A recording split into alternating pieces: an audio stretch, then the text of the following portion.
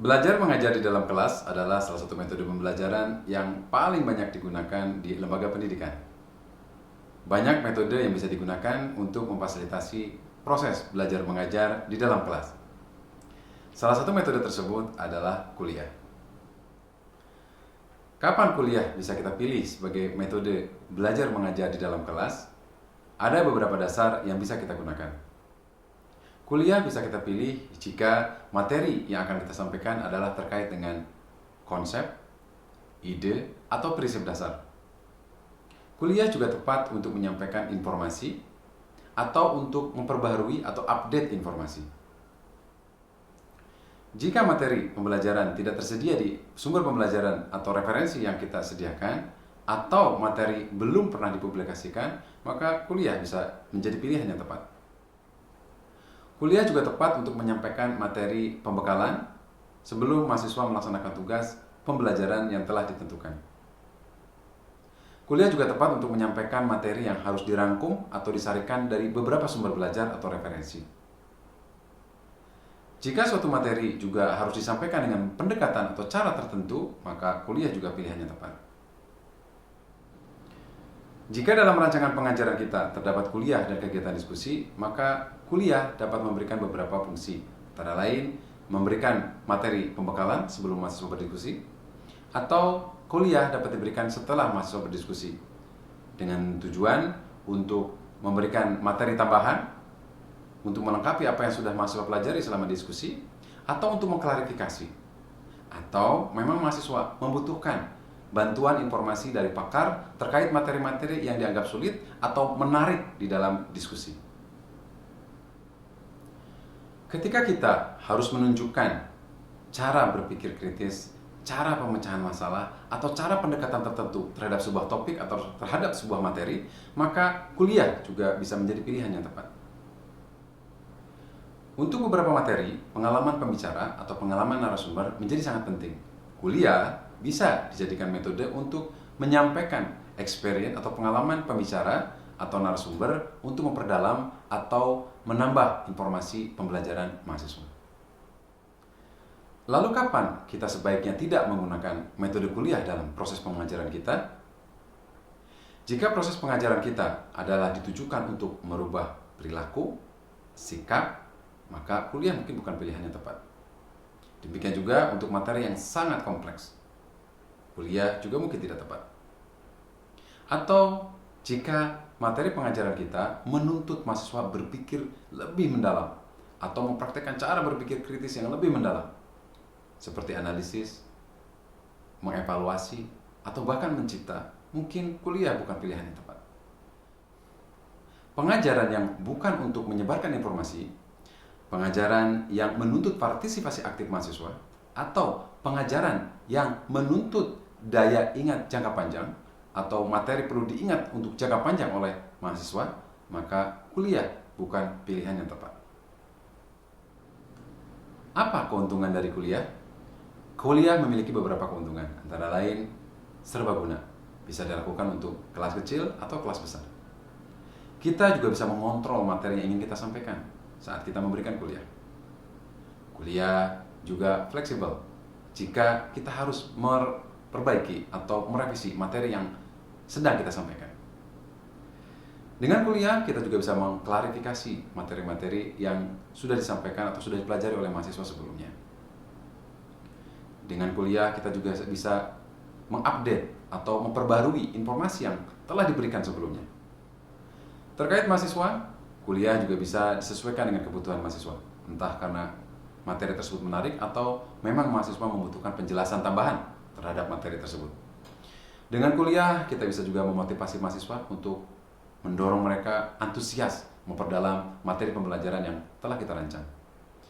Dan melalui kuliah, kita juga bisa menunjukkan, bisa memberikan model, bisa mendemonstrasikan hal-hal atau cara-cara tertentu terkait dengan materi pembelajaran yang kita rancang. Lalu apa tantangan dari metode kuliah? Kuliah memiliki beberapa tantangan. Antara lain, kuliah bisa menyebabkan mahasiswa fasih di dalam pembelajaran. Kuliah bisa menyebabkan kelelahan jika kuliah dilakukan dalam waktu yang lama. Kuliah juga bisa menjadi terbatas karena mungkin tidak sesuai dengan seluruh gaya belajar mahasiswa yang mengikuti kuliah. Tantangan lainnya, kuliah bisa terjebak dalam penyampaian materi-materi yang tingkat rendah, hanya sekedar faktual atau hanya sekedar memahami saja. Kesulitan untuk menyampaikan materi-materi pembelajaran tingkat tinggi seperti analisis, evaluasi, bahkan mungkin mencipta atau meng-create. Jika pengorganisasian kuliah kita jelek, maka mahasiswa juga mungkin akan kesulitan mendapatkan materi inti atau pokok-pokok pikiran dari kuliah yang kita sampaikan. Tantangan kuliah yang lain terkait dengan keterampilan atau kemampuan pengajar dalam merencanakan, menulis, berbicara, atau menyampaikan materi kuliah. Jika keterampilannya kurang, maka bisa jadi materi kuliah menjadi tidak menarik. Kuliah juga menuntut keterampilan belajar dari mahasiswa, seperti note-taking atau mencatat materi kuliah, atau membuat mind map, memetakan materi-materi kuliah yang sudah disampaikan. Tantangan yang tidak kalah pentingnya dalam kuliah adalah kesulitan kita untuk memberikan umpan balik yang spesifik dan konstruktif kepada mahasiswa. Bagaimana cara kita menyampaikan kuliah? Ada beberapa jenis cara kita menyampaikan kuliah.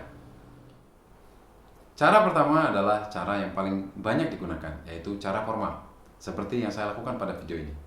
Kita menyampaikan materi secara terstruktur, sistematis, dari awal, dari pendahuluan, sampai akhir, sampai penutupan atau kesimpulan.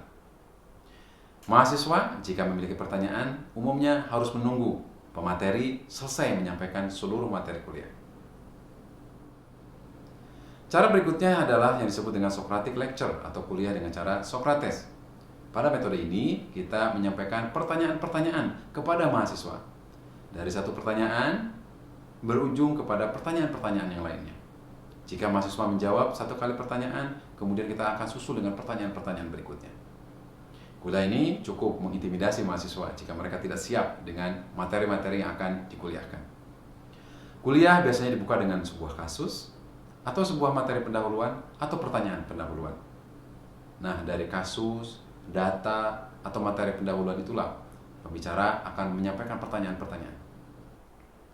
Di akhir kuliah, pemateri atau pembicara akan membuat poin-poin penting atau rangkuman atau penjelasan akhir dari pertanyaan-pertanyaan yang diberikan. Cara berikutnya adalah yang disebut dengan storytelling lecture atau kuliah dengan cara bercerita. Kita atau pemateri menyampaikan materi dengan sebuah cerita. Cerita disampaikan secara runut dari awal sampai akhir. Tujuannya adalah untuk menyampaikan pesan atau materi inti yang terdapat di dalam cerita tersebut. Cara berikutnya adalah yang disebut dengan point by point lecture atau kuliah dengan menyampaikan poin-poin penting suatu materi pembelajaran. Umumnya, poin-poin ini dibagi menjadi poin-poin besar, kemudian diikuti dengan poin-poin kecil, atau poin-poin utama diikuti dengan sub-sub poin dari materi-materi tersebut. Cara melakukan kuliah yang lain adalah yang disebut dengan lecture demonstration. Pada cara ini, pengajar akan mengawali kuliah dengan menyampaikan informasi pendahuluan. Selanjutnya dilanjutkan dengan demonstrasi, tahap demi tahap, langkah demi langkah, sebuah prosedur dari kegiatan yang terkait dengan materi pembelajaran. Sambil menunjukkan caranya, pengajar akan menjelaskan langkah demi langkah atau tahap demi tahap tersebut. Cara kuliah berikutnya adalah yang disebut dengan problem solving lecture atau kuliah pemecahan masalah. Kuliah akan diawali dengan penyampaian sebuah masalah, kemudian pengajar akan menyampaikan satu demi satu pemecahan dari masalah tersebut. Cara berikutnya adalah yang disebut dengan comparison lecture atau kuliah perbandingan. Umumnya akan ada 2 atau lebih hal yang dibandingkan di dalam kuliah tersebut. Cara melakukan kuliah yang lain adalah yang disebut dengan pendekatan tesis. Pada kuliah model ini, pengajar akan memulai dengan menyampaikan sebuah hipotesis, dilanjutkan dengan uraian atau penjelasan hal-hal untuk menjawab hipotesis tersebut atau menjelaskan hipotesis tersebut. Berdasarkan media yang digunakan, kuliah dibagi menjadi beberapa jenis. Yang pertama, kuliah tanpa menggunakan media. Artinya, Pengajar menyampaikan secara langsung materi, tanpa bantuan media ajar yang lain. Cara kuliah berikutnya adalah yang disebut dengan talk and talk lecture, atau kuliah sambil menulis di papan tulis atau di whiteboard. Pada model ini, pengajar akan menyampaikan kuliah sambil menuliskan hal-hal penting atau kritis pada materi pengajaran yang dia sampaikan. Masih berdasarkan media, cara melakukan kuliah yang lain adalah yang disebut dengan multimedia lecture atau kuliah dengan dilengkapi multimedia.